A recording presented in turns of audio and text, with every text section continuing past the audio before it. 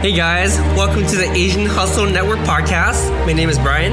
And my name is Maggie. And we interview Asian entrepreneurs around the world to amplify their voices and empower Asians to pursue their dreams and goals. We believe that each person has a message and a unique story from their entrepreneurial journey that they can share with all of us. Hi everyone, welcome to the Asian Hustle Network podcast. My name is Maggie. My name is Brian. And today we have two special guests with us. They are identical twin brothers, Jack Nguyen and David Nguyen, and they are founders of semiconductor company RAM Exchange. RAM Exchange specializes in the wholesale and manufacturing of memory chips, also known as computer RAM. RAM Exchange was founded in their college apartment while they were both attending UC Riverside. They dropped out 2 quarters shy of their graduation and moved back to Silicon Valley to focus on their company. 14 years later, RAM Exchange is continuing its growth and thriving through this pandemic. They are also co-founders of IT Server Exchange LLC, a company that focuses on reselling computer servers. Being serial entrepreneurs, Jack and David are also in the restaurant and real estate businesses. They are multi-unit Denny's franchisee, investors, and board members of a boba chain called Teaspoon, and are commercial real estate investors focusing on retail strip centers and industrial offices. Fun fact, Jack and David are neighbors, and they share one big backyard. Jack, his wife, and his 2 kids have the same initials, JN, while David's family of 4 also have the same initials, DN. Jack and David, welcome to the show. Thank you for having us. Yeah, we're super excited to have you guys. So let's hop right into it, guys. Tell us about your upbringing. What was it like? And were you guys always this entrepreneurial? Okay, so my upbringing. So me and David, we grew up in Southside San Jose, the 70s area. So people that are from San Jose, they know it's like the hood, you know? Yes, so we grew in the hood, you know, and my parents owned a salon, but it was in the garage. Okay. Not an actual salon out there, you know, so she cut hair in her garage, you know, and growing up, you know, we're twins. So my parents always dressed up us, you know, same clothing, you know, same color. We wore the exact same thing all the way to middle school. and then one day, you know, as you know, when you get older, you get more mature, you want your own identity. Yeah. So you decide, let's dress differently today. so when one day we went to school and we dressed different, everybody thought we got in a fight. Oh, they're so mad at each other. They don't like each other. But we were always close growing up, you know, and then went through high school. Tough times in high school, you know, you get bullies and stuff. Yeah. And then we got into UC Riverside. And then you want to start from there? Riverside? Yeah, so we went to Riverside together. We dormed together. You know, we had the same majors, and we started the business together. Originally, our parents wanted us to become pharmacists. You know, Asian parents, you got to be a doctor, pharmacist, engineer, you know? Yeah. And I spent all this time taking all those labs and taking all those classes. Yeah. But I realized, after a while, I realized, man, pharmacy is not for me. Like, science is not for me. It's hard, you know, maybe because I didn't put much effort into it. Yeah. You know, then when we start our own business, that's all we focus on, you know. But, yeah, man, our parents want us to be pharmacists. I end up marrying a pharmacist. Oh, so, good enough. Good enough. That's good. So what did your parents think about you guys kind of giving up on your pharmacist life? Were they upset or were they more laid back? You know, I thought they would be really upset, but I was surprised they're okay with it. You know, my dad got married in his mid-40s. Okay. He met my mom here, not in Vietnam, here. They got married here and they had us here. So my dad and my mom are much older. My mom had us in her late 30s. My dad had us in the mid 40s, and they thought and they're really traditional. And I thought, you know, we had to be the ideal kids for him. Yeah. You know, but then when we told him that we wanted to take a break from school and concentrate on this business, because we didn't tell him we had a side hustle. RAM Exchange was our side hustle. And we didn't tell him we had that. until we had enough savings, and we told him, look, I've saved this much amount of money, and I think I can scale this, and this could be my full-time gig, you know. And during that time, my parents, they had health issues because they're much older, you know. They're in that time they're in their late 60s, and they're okay with it because, you know, I showed them what I could do. Like, I saved this much, and if I screw up, I'll go back to school, and at least I'll pay off my student loans. You know. Yeah. But tell them how we started, David. Tell how we started. Okay, so how we started from the very beginning, you know, we're Vietnamese, so Vietnamese people love gambling, right? So I used to play a lot of pai gow, poker, blackjack, and got us into debt. Like, we owe a lot of money at the time. Because, you know, LA, Indian casinos are 18 and over. Oh, yeah. What is it, Morongo? Morongo, man. Yeah, Riverside? Hate that place. Never go there. But so we gamble all our money away, even our financial aid away. Wow. So we didn't have any money whatsoever. And then we used to host underground poker. So I had like a poker table, and I bought like these nice cards, and we would deal poker, and we bring a lot of our friends for cash games at our house, and we get their tips, and that paid for our apartment, that paid for our food. Wow. Dude, you're right? always hustling. I know. Yeah. And then summer came. Everyone went home. No one's at school. Yeah. So like, damn, I'm broke. What do I do? So we went to work for a company called eBargain Electronics. And it was only it was an $8 an hour gig. And we worked there for maybe 3 months full time. Then whatever we made, and then our financial aid came that fall quarter, we gambled that away again.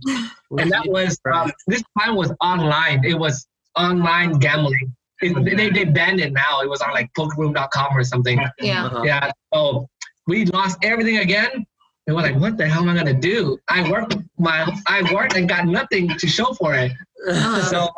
So since we're in like the electronics recycling business, what my boss was doing, you know, and I realized there's opportunity to be had. I mean, my boss would just recycle CRT, these big monitors. They would recycle them, throw away like computers and servers.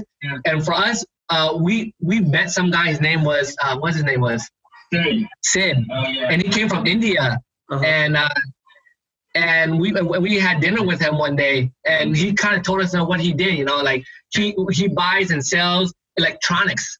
So that's kind of how we thought that, you know. Meeting Sid was lucky for us because that time when we met him, our boss couldn't pick him up from his hotel room. So he asked us, can you pick up my client from the hotel and bring him to the office? So I was like, okay, fine. I picked him up, and then I looked up to him because he told me how rich he was, you know. His wife's a surgeon, and he's in a tech business. That time I was like 20. You know, I looked up to him. I was like, man, I want to be like this guy, you know. And he was just always in the back of my head, you know. Through the entire 8-hour shift, I was just like, man, I gotta get to know this guy. And then the day comes 5 o'clock. My boss goes, drive him home. So okay, yeah, let me drive him back to the hotel. So I gave him a ride, drove him back, and then he goes, let's go to dinner. I was like, free dinner? Oh, of course, I'll bring my girlfriend. You know, free dinner. You know, and then we got to know him for a while, and I was like, man, I want to be in the tech industry. You know, I want to be like this. And I asked him, what do you do? We wholesale computers. You know, we buy containers and we sell them over to India. And I thought, but doing computers, you need a lot of labor, a lot of overhead. I thought, I want to do something small, something different. Like parts.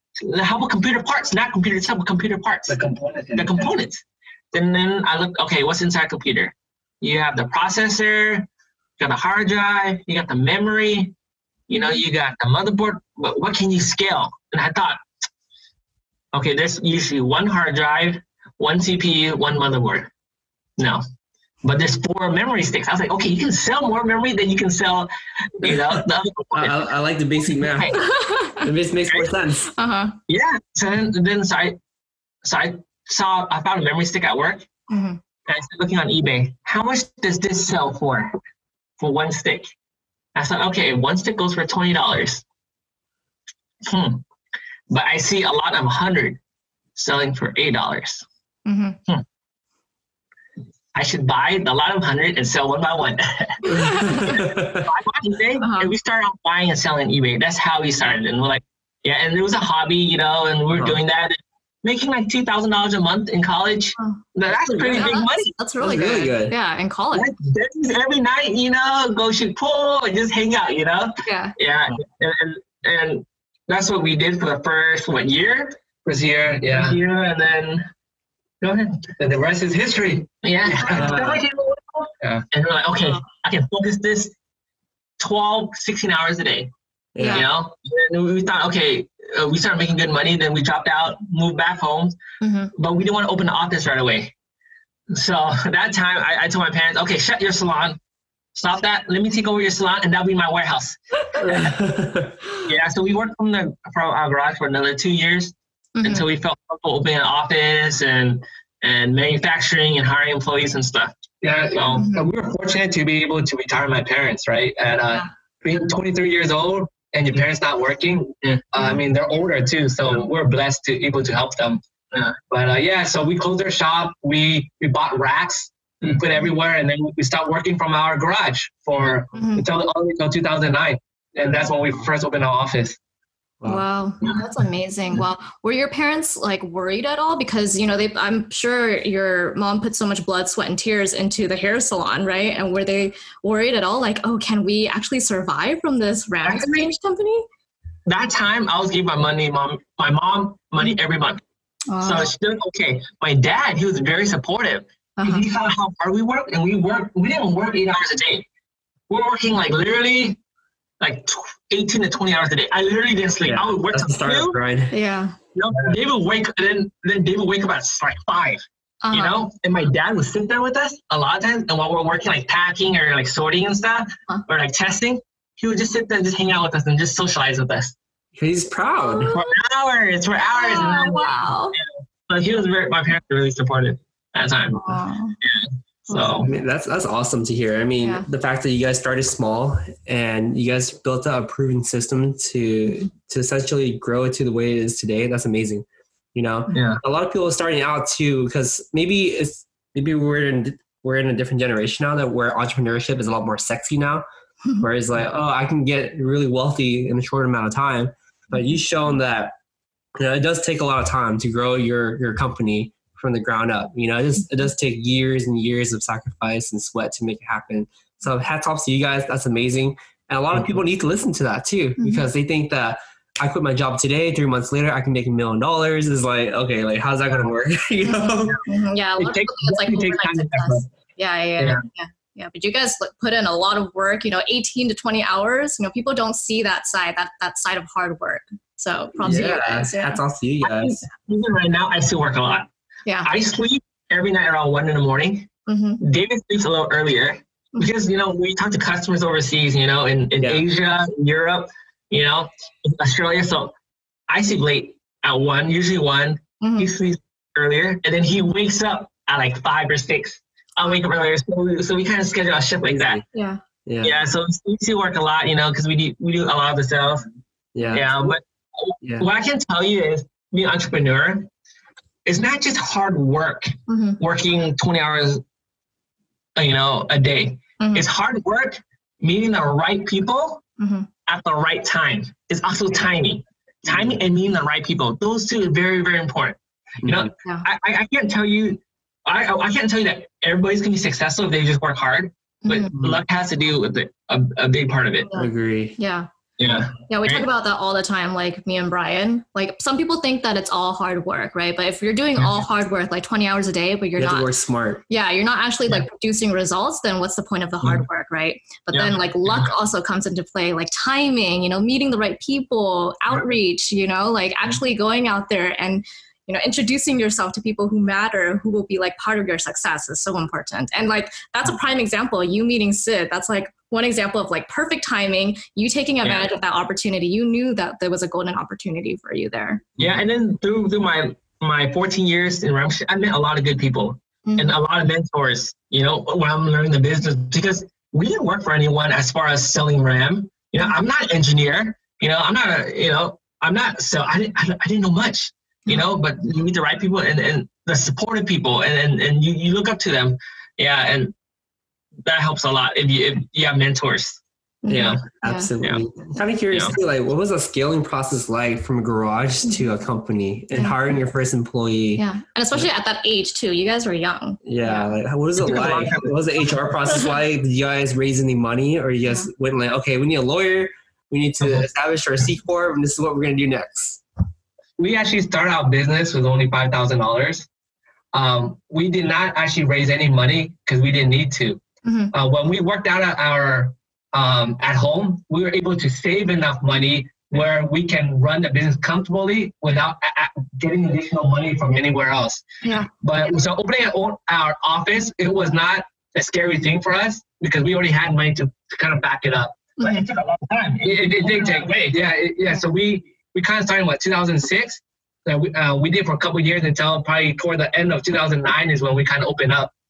And we hired our first employee as well. But in our business, it doesn't require too much labor because you kind of like, you're selling a product, right? You're kind of wholesaling a product. So it doesn't, we're not manufacturing a product very much right now. Yeah. So all that we do overseas.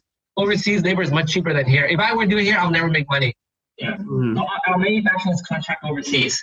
So that's the labor, but you may pay a little bit more for the manufacturing, you know, but it's just not worth the headache. Not worth the headache, you know? Yeah.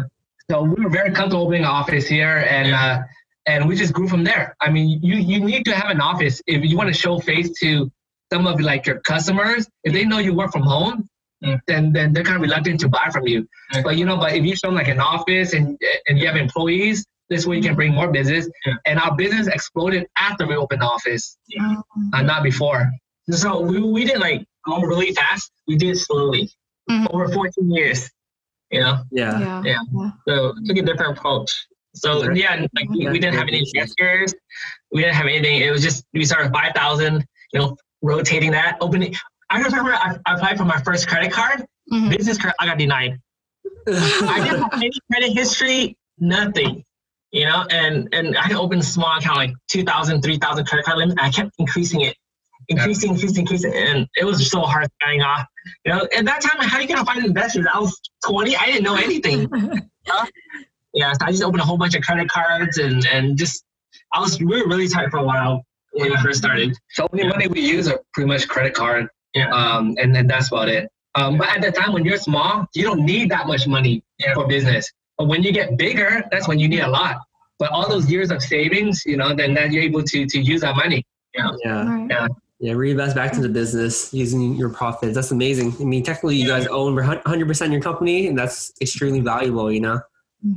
That's awesome. Kind of curious, too, like, as you're growing your company, how did the restaurant business come about? How did you guys get into Denny's and get into seafood and everything? Yeah, because that's a completely whole different industry. So back in 2009, there was a recession, right? And our business market was crashing and price keep dropping. You know, you buy parts, by the time it comes in, price drop. And the demand was very bad during that time. So we're like, okay, we need to do something to make money because we have a family to take care of. Our mom and dad and our brother, we all live together. So I kept looking online to see what kind of investment. I look at Baja Fresh. I look at these other restaurants. And I came across this guy his name is Paul Dhaliwal. He's actually our current partner now. And we met him through a mutual friend. And we built our first Denny's in South San Francisco on Airport Boulevard next to the Quinta Hotel. So we built that up, and that happened to be probably the #1 franchise store, either United States or California, right? I don't know what United States, so I know it's in California. There's over 400 Denny's in California. And we're our #1. So it helps. Your first store is like your gold mine. Right? And then after that, we built a couple of Denny's up, like Saratoga Denny's in San Jose as well. And that's how we kind of got into restaurant business. And we were in restaurant business from 2009 until now. 2008 or 9? 2009, something like that. And then, and we know nowadays with, you know, DoorDash deliveries, it's really hard to make money. So you got to pay your DoorDash fees. People are not ordering drinks as much. So your food cost is higher. You know, people order coffee, soda, $3, costs you 1 or 2 cents. But now they just stay home and drink their soda, drink their coffee. So your margins are much smaller. It's hard to staff your restaurant. You have to pay extra for to-go boxes that specialize to make sure that food doesn't taste bad, you know? Exactly. So we saw casual dining was not the way to go. So we sold off half our restaurants. We had 8. Nine. 9, we closed 1 down and we sold 4. So then now, that was right before the pandemic. That was in December 2019.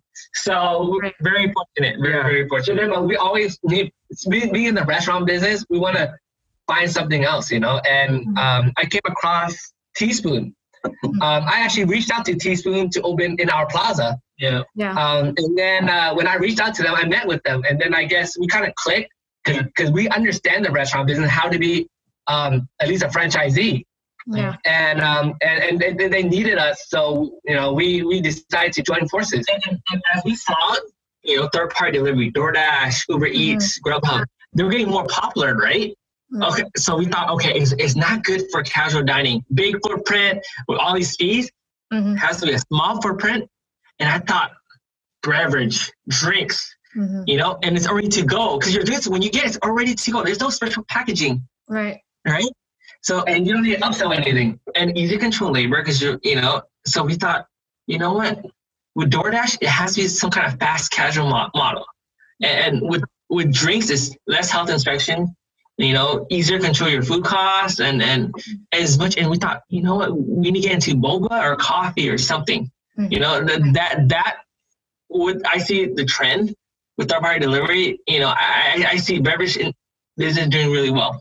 And fortunate, you know, that when we invested in Teaspoon, you know, and became board members, that it took off. You know, we really took off during this pandemic. You know, the industry is changing. You know, coffee is not what it used to be because why do you go to Starbucks before work? When you have meetings, you go get Starbucks. But now you work from home. So you drink coffee at home. And then when you want something to drink later in the day, coffee or boba. If your kids or work school from home, they want boba, then you get it for the whole family. You don't get just, you know. So boba is really taking off during this pandemic. What I also noticed, because minimum wage, it used to be $8, and now it's 15, more than 15, $15, and it goes up every year based on inflation. And then you have your sick days that they pass a law. If an employee calls in sick, you still got to pay them. So it's very hard for a restaurant in the size of like a diner, like a 4,000 or 5,000 square feet, very hard to make money. So our stores that used to make good money was cut in half, literally. You raise your menu every year, but it still does not keep up with your added cost from labor. Your PG&E, everything is way, way more expensive. It's not like before. And the more you increase your menus, your customer count drops. That's what we noticed. Anyway, you see that we're pretty excited. So you see, so the trend of casual dining is totally different. It's not the way to go. I feel like it's not the way to go. You need something that's fast casual, where it's easy to make, where you can still make money. You know, so that's how we got into Teaspoon. But Teaspoon is a great brand. Our sales numbers are awesome. We have a great following, and we're ready to take the next step with Teaspoon. We love it. We love it a lot. And I do want to take a step back and recognize that, you know, in every crisis, there's always opportunity if you continue to look for it. Because even right now with the pandemic happening, a lot of people at the beginning are really negative. They're like, oh no, my business is going out. There's nothing else for me to do. I can't pivot. I can't do this. I can't do that. But I feel like for you guys, your mentality has always been very positive, even though the outlook was very bad. You know, most people look at their RAM company and go, oh no, it's doing really bad. It's time to freak out. Like, what do we do now? But you guys saw different opportunities as this window is closing. Other windows are opening up. So how can we pivot, you know? Yeah, even in RAM Exchange, we had a time when prices were crashing. Reason being is everybody had multiple laptops and computers in their house, right? Back then, 10 years ago. But now it's changing because people are using their phones to go on the internet. right? People are using tablets going in it, so they don't need demands for laptop computers anymore. So we start struggling. So then our pivot that time was, okay, I'm struggling. I don't know what to do. So we decided to focus on the server side. Cloud computing is popular, internet's getting popular. So we started focusing on server RAM. And so when we did that pivot to server RAM and away from laptops and desktop computer RAM, our business just took off, especially with crypto. This crypto industry, you need servers to mine them, all right? Mm-hmm. Yeah, so then we started, and luckily we pivoted right before crypto got popular. You guys always went at the right time. Yeah, so we right timing. Like we mentioned, good timing. Yeah. So our revenue jumped around like 4 to 5 times. Just because of that pivot. That's crazy. Yeah. And some of my competitors that didn't make the pivot, they're struggling right now, or they're out of business already. Yeah. So, How do you recognize these opportunities to make these pivots? Is it like a natural instinct? Do you guys read some news? Do you guys talk to people? Like, what comes to your intuition for these kind of pivots? What we notice is demand, right? Yeah. So laptop and desktop demands are shrinking. When then your customers keep talking about servers, and we're like, we're not even doing this business. Well, we'll be stupid not to. Yeah. You have your same customers are asking for other items that you don't have. So you got to find a way to pivot. You got to keep changing and reinventing your company and yourself. If not, then you become too old and people just forget about you. And because of that, we also started IT Server Exchange. Yeah, so we refurbish and wholesale servers, as well. Yeah. That's great. Yeah. Go ahead. Oh, I was just going to say, like, really inspired by how you guys are able to just see opportunities and, like, same with Teaspoon. I think a lot of boba shop owners, they were also freaking out because of the pandemic. Like part of the experience of going to get boba too is like going into a boba shop and sitting inside the store, drinking your boba, really just absorbing that environment and atmosphere of the boba shop. But like Brian and I recently went to Teaspoon a couple days ago in South Bay, and we saw it was like very organized. They set up like a station and you guys just get your boba to go. And then, it's like simple as that. So just like always so inspired by like how efficient and that's the day we're supposed to meet up, guys. So we're like, okay, in honor of Jack and David, we'll go to Teaspoon and grab boba anyways. Yeah. We definitely have to do something because of COVID-19. So we have to do touchless deliveries, order ahead, and we have the app. With the Teaspoon app. Oh yeah, so the Teaspoon app. Yep. Yes, you can schedule whenever you want to. Hey, I want on Friday at 2:00. I want to have my boba. Yeah. So they can schedule ahead of time, and we'll make it for them during that time. We were one of the first boba chains to do the touchless pickup. No one was doing it. When we started, I went to a ton of boba shops. There were people still going into the stores, touching that door, and opening it, waiting in line to order. And we were the first to do that. So a lot of people felt more comfortable ordering at Teaspoon. Right. Yeah, you guys are one of the only ones that I've seen with the app. With the touchless, I'm also a germaphobe too, so that helps a lot. I know. Every time like Brian and I go into a boba shop, we're always like, even before the pandemic, like we're not even touching anything. Like you touch the door handle. No, you touch it. For our employees as well, we have to keep them safe, right?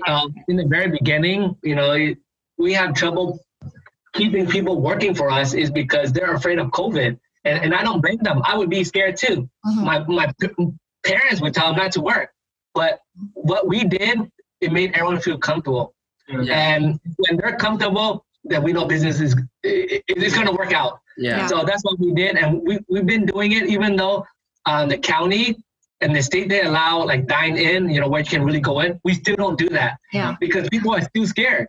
People are still scared to go out even though they allow dine in for restaurants. We could have just opened our doors and let people come into the counter order, but we decided, employees have to be safe. Because if you get one employee with COVID, it might infect everybody else. Yeah. So it's hard to find good people. So we decided, okay, just keep this touchless pickup, and just keep it like this. Even through the rainy season, we'll just keep it like this until the pandemic gets better, until that vaccine comes out, when people's confidence are better. Yeah. And we expected another lockdown, another shelter in place, because we knew the flu season was coming. Yeah. So what's the point of opening up for a month and then closing again, you know? I think that's also the part where like a lot of people have respect for companies that actually take precautionary measures like that too, you know? A lot of restaurants, they're struggling, and so that's why they're opening up for indoor dining. But for people to see that a restaurant or some sort of store, like a boba store, is like actually taking precautionary measures, it's like serious, you know? People actually look into that and take that into consideration, and people have a lot of respect for people who like take care about other people's safety. Our sales show for it. I mean, this year we probably had our highest sales ever this year, because customers see what we're doing, and they know that it's safe, and they appreciate what Teaspoon does for the community. We go to hospitals and we donate, we give drinks out to people, the frontline workers. That's awesome. So I mean, thank you. Yeah, we have to reach out to the community. If we don't do that, then people look at us, what are you doing for us? You know? Yeah. So that's very important for us. Yeah. And, we have to emphasize that too. It's like when you're running a company or a business owner, your actions matter a lot, you know, and you're not just selling your product. You're not just selling your brand. Like you're selling an action behind that. And your action is, look, we do boba, but during this pandemic, we're going to support this, and this. It actually causes more harm when you're quiet and you don't speak up, when you don't support, you don't do anything. You know, and I think that's what people need to recognize too. It's like as a business owner, as a community leader, it's like you have to take action. You know, people look up. You have to stand out. Yeah, stand out. Integrity is very important too. Out of curiosity, so you went from college to starting your ramen company to getting to Denny's, branching out into Teaspoons when you saw, you know, in dining may not be the future, which you guys absolutely right. So let's focus this section on real estate. You know, like real estate is a very popular subject among our listeners as well. And how did you guys get into real estate, and how did you understand so much like in business, in restaurants, and now real estate? Like how did you guys find time to master all three categories? How do you find time for that? Well, honestly, we like to learn. We like to learn everything. And when you have extra money, you want to invest into something. You know, and I try to play stocks, but it was not for me. I was seeing up and down all crazy, and I didn't feel comfortable with it. I actually want to build a real asset that can appreciate, that can make money. You know, when I look for a property, which we only do retail and industrial offices, for retail, we got to look at location. It has to be A+ location. It has to be A location. Second thing, we look at the lease. You cannot buy anything that's paying over market rent. If the market rent right now is $2 a square foot per month, and you have a Starbucks paying you $3.50, when the Starbucks leave, you're going to be underwater. It's going to be very, very hard to recover from that. And then third is the brand. So I look at best location, make sure the lease is at market rate. And third, the brand. I don't care what brand. It could be a Chinese restaurant, whatever. When it leaves, if the location is good enough, you can rebrand itself, and you probably will even make more money. So that's how we look at it. So then we own quite a bit of like single tenant properties. We own a strip mall. We also own Hanford Regional Mall. Oh, wow. The one with we have like JCPenney. We have Ross. We have a lot of big tenants. You know, Applebee's, Chili's, Buffalo Wild Wings, Dunkin' Donuts, you name it. So, but we own that with a group of people. We're just the biggest investor. What I like about property is an asset. It's an asset, you know? So that's what I like about it. You gotta make sure your leases have yearly increases, right? Because every year there's inflation. You're at what, like 2%, 2.5% inflation. If you don't have increases in your leases, you lose money on your property, right? So I typically like at least 2 to 3% increases, yearly increases in your lease. So you gotta make sure you got your increases in, make sure you got a good tenant and a good location. People say it's risky. Yes, it's risky, but you can make a lot of money. But in real estate, the reason why I don't put all my money in restaurants. I don't put in one egg. You gotta diversify. If your restaurant goes to, you know, if you bankrupt, you have nothing. And you're still stuck on the lease. You have to pay. But a property, if it falls in value, if you still have an asset, it's still worth something. Yeah. Right? If you invest something for $500K, it drops 10%. You still worth $450. At least you still have some equity. Yeah. You know, and you just, as long as you hold it long term, it appreciates. You're okay. You know, you can hold it and it goes up and down. Whereas if you're in a recession, you own a restaurant and it goes all the way down, you start losing money, you're gonna close. You can't hold on to a losing restaurant, right? Whereas a property you can. So that's why we invest in restaurants, because we wanted to diversify. Because all we had was businesses. We had restaurants and rent machines, a business, but I didn't have any hard assets. Right. You know, and I didn't want to leave money in the bank. What's that gonna do any good? Right. Yeah, I like that. I like that a lot. And, you know, during this podcast, we talked about a lot about your successes. Let's focus a little bit more on the failures too. Like, what kind of lessons did you learn in your failures in the past, and what were these failures? So, me, my brother, and a friend, we used to own this restaurant called Flames Restaurant. You heard of Flames? Flames Coffee Shop Bakery? Yeah. So it went under and we converted to our own brand. It was called Red Rocket Cafe. Okay. Within 6 months, we closed down. Why? Because our food cost is too high. You know, yes, okay, if you have a patty and your bread and whatever, it's going to cost you this and you sell for this price. But we forgot, you have condiments, you have wastage, you have all these things that added into the food cost, which you really think. You can't just do a number and say, okay, you buy 10 pieces of bread for $10, each bread is $1. It's not going to be like that. Yeah. Which we thought, you cook a food and it's bad, you got to remake it. Yeah. So our food cost was too high. It was too hard to make. It wasn't streamlined. So you have a restaurant, I don't care how good your food is. If your food can't come out, customers not going to come. Are they going to wait an hour for their food? Yeah. You got to streamline your menu where it makes it easier to cook and bring the food out. So you have to compromise somewhere. We failed so bad because we hired a consultant to make our menu. But we had 15 burgers on the menu with 15 different cheeses. Wow. You know, and it was just a disaster. We couldn't control food costs, and we closed out. And lesson learned. So we learned owning your own restaurant isn't for everybody. If you're a real cook, maybe it's for you. But a franchise model is much easier because you just follow a button. It's a cookie cutter, right? Cookie cutter. You'd rather follow a cookie cutter and do it yourself. Yeah. If you're a gourmet chef, yes, good. But you have to consider, can you bring the food out in time for your customers? And how fast, how long does it take to cook it? We're not Gordon Ramsay or anything. So you got to kind of compromise. Yeah. You need to have good quality, but you need to compromise a little bit to at least bring it up here so it's easier for you to serve the people. Yeah. So that's what we learned, and we failed. We lost so much money. We were stuck on a personal guarantee. We ended up buying out the lease. Yeah. We negotiated with a lease buyout, and we lost too much money. Yeah. So we had too many failures. Built a house, we lost money. We built a house from ground up, custom house. We lost $500,000. So $500K one house. So we bought a piece of land, and we wanted to build a house together and live together, custom ground up. But the problem is, it was on a hill. Lab is on a hill. You need something called geohazard clearance. So you got to do your research on the soil. Is it feasible to have a house? You know, what kind of grade the dirt is? How solid, how moist is it? You know? So that took a long time. Also, you need to do a retaining wall. Right? You have a hill. So then you got to have retaining wall on the back. And so then your foundation is no longer a concrete slab. It's going to be a pier with piers. Right? And it costs a lot more. Then you got to grade the dirt and everything. And you overbuilt the area.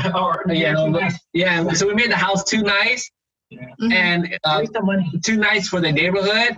And it cost way too much on the hill. And it took way too long. It took us I think it was 2 years to get the geohazard clearance and permits. Another year to build. So it took way too long. Yeah. Even though house was going up. You still live in the house? Yeah. Is that a different house that you guys are living in?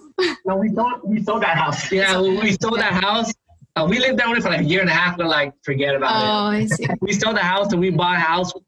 These two homes is in better school. That time we were living together, right? And then we both had our second kids. At first it was one kid each, with us and our wives, 6 people, it's okay. But when you both have another kid and you have 4 kids in the house, it's really hard. It was too hectic, too crazy. And we thought, okay, it's about time for us, to move out. And we thought, okay, let's find homes nearby, at least same zip code so we can visit each other and help each other with the kids. But luckily we got homes right next to each other. So that's awesome. Yeah. I'm very curious. What would you say is like the best thing about working together? You guys are like identical twin brothers. You guys like always grew up wearing the same thing. You guys look like you have like super strong chemistry. What would you say is like the best thing? The best thing I'm telling you, because we're twins, is trust. Because I know he's going to do whatever. If I didn't do it, I know he's going to do it. If I tell him, I need to do it for me, whatever, he's going to do it. We have the same goals, so. Other partnerships, a lot of partnerships doesn't work out because they think, hey, I'm doing more than you. If I do this, why don't you do that? One person spent 30 hours, one person spent 10 hours, it's not going to work out. But since we're brothers and we share everything, we have that trust and that bond where it's okay. If I do a little more work, it's okay. We're doing it for us. Or like I need something done at work. If you go to work, I'll take care of your kids. Yeah.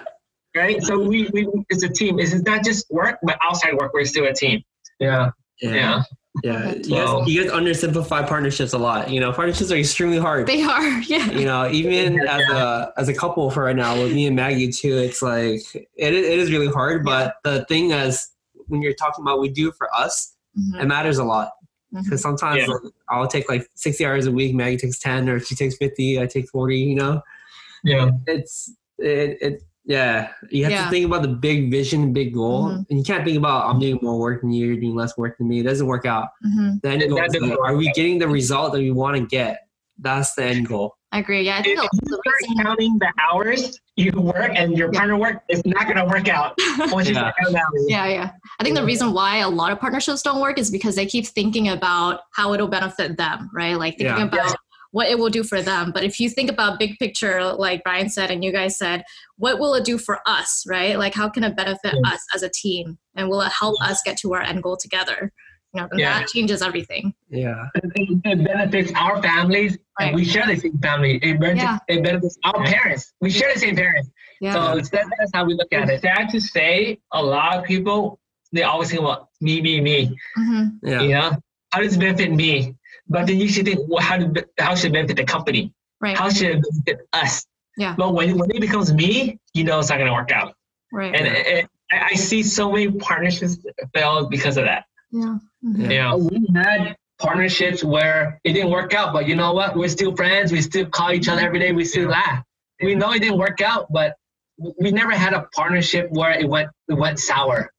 So you kind of had to, also his personality as well. You kind of have to give in a way. You're kind of marrying into a partnership, right? So you got to make sure that both sides personality kind of click as well. Yeah. I like that a lot. I'm kind of curious too, like what is your mindset and attitude going through the entire journey together? It's just like, oh yeah, we're going to be really rich. I want to change the world. I want to impact this and that. What is that mindset as you're waking up every day to do what you want to do to accomplish your goals? First thing I want to say is, David and our relationship got better since we started the company. You grow up, you get drama, you fight, siblings, like that. Yeah. But when we started the company, our relationship got a lot better, growing up. So we're actually closer than ever, right? Yeah. But our mindset, honestly, we don't really have a goal. We just want to make sure our family is fed, our wives are happy, and our parents are proud of us. And that's about it. I can care less if people think I'm rich or I'm poor. I really don't care. As long as we take care of our family and everyone's happy, we're all gonna leave this earth, and we can take our money with us. The money doesn't go with you to the grave, right? And then when you die, whatever money you have left, most of the time, if it's over a certain amount, it'll be taxed anyway. So the government's gonna take a big chunk of that too, right? Yeah. And then your kids inherit, great. They have money, but you don't know how they're going to spend it. Yeah. Right? Yeah. So I just live in the moment right now, and I'm happy. Yeah. So it's just, as long as, like you said, I'm not worried about putting food on the table. Yeah. And people around me are taken care of. My parents are taken care of. My in-laws are taken care of. Right? That's the most important. And what everybody's should go is, growing up, your parents take care of you. Right. But when you're age, you should be able to take care of yourself. And once you can take care of yourself, that's accomplishment. And then you take care of your parents.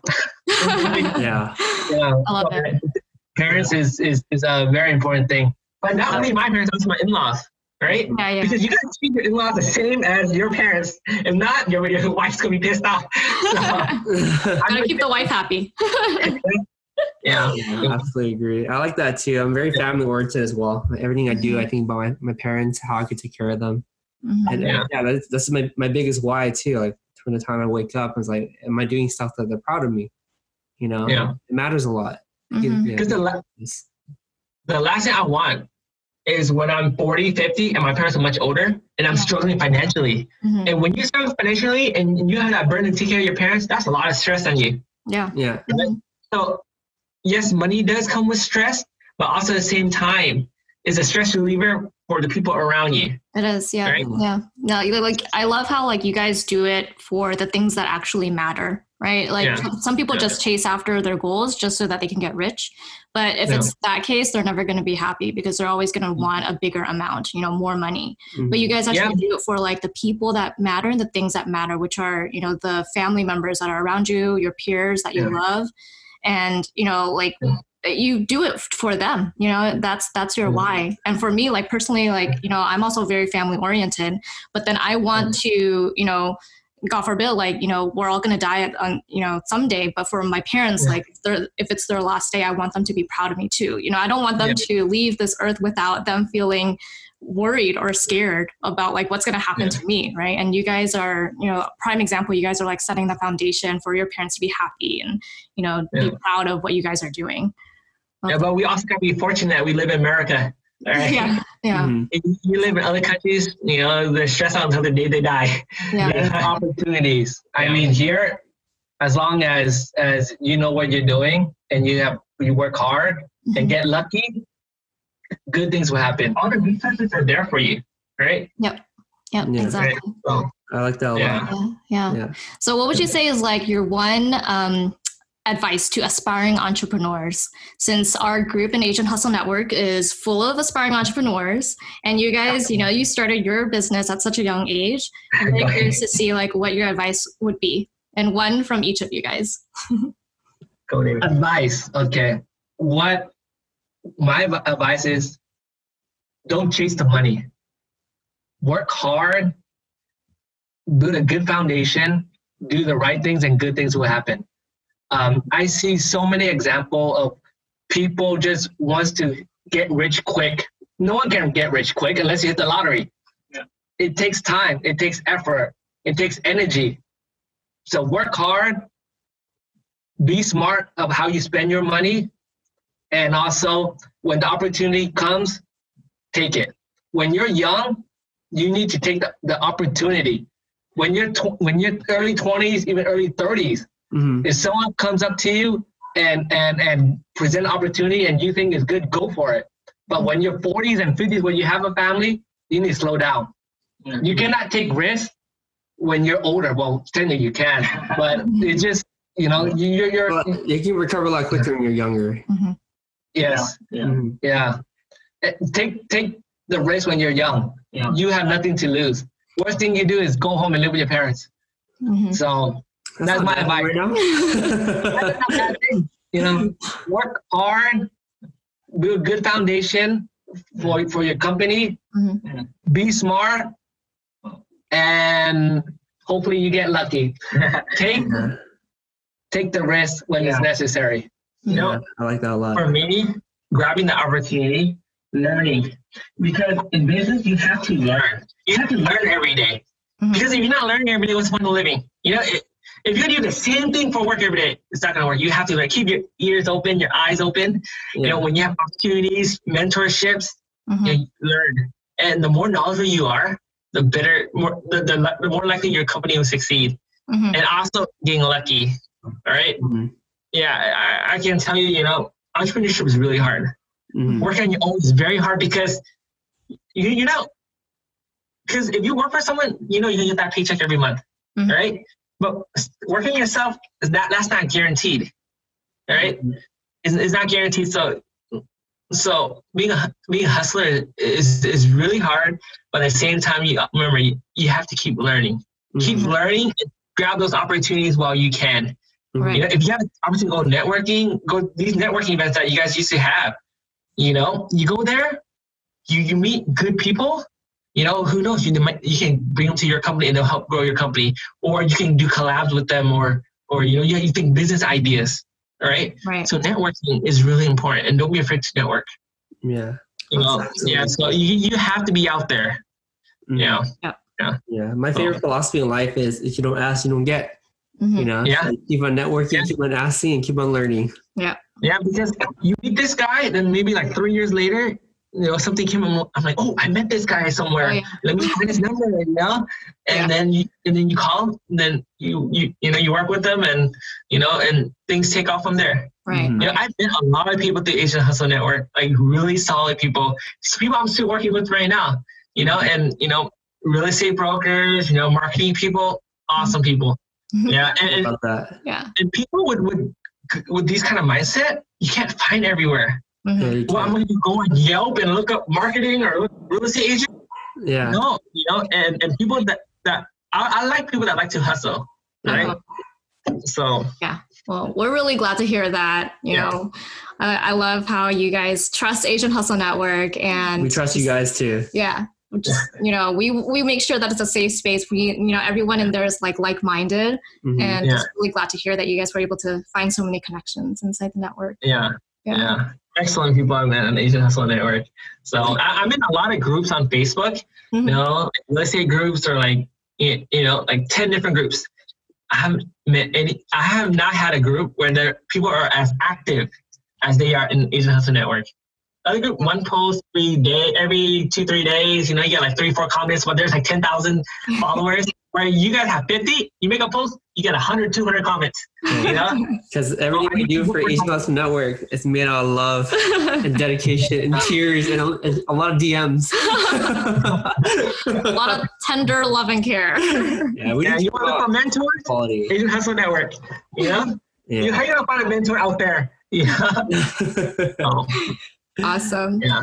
Well, how can our listeners learn more about the two of you, Jack and David? I don't know. I could be a mentor to some people. You know, I don't mind. You know, you know, for me I don't care about competition anymore. I'm at that stage in life where I want to see other people succeed.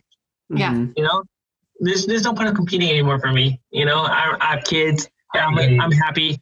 You know, so I would like to support people out there. Yeah, awesome. Any way that they can reach out to you guys on like social media or website? I'm not that active in like LinkedIn and Instagram because but I'm pretty active on Facebook, so you can send me messages. Me too. Yeah. Right. I'm pretty old school, you know. TikTok, I didn't even know what TikTok was until like 2 months ago. Neither do us. No, just kidding. We have TikToks. Okay. Awesome. Well, thank you so much for sharing your guys' stories, Jack and David. It was amazing learning more about the two of you. Yeah, thank you so much. We love you guys. Thank you for having us. Yeah, awesome. Thank you for having us. We appreciate it. Yeah, we had a good time talking and chatting. Us too. Yeah. Thank you. Thank you guys. Maybe we should go out to lunch sometime. Do it. Hey guys, we hope you enjoyed this episode. Please subscribe to the show. We would like to get to the top 10 on iTunes, so be sure to leave us a 5-star review. We release an episode every single Wednesday, so stay tuned. Thank you guys so much.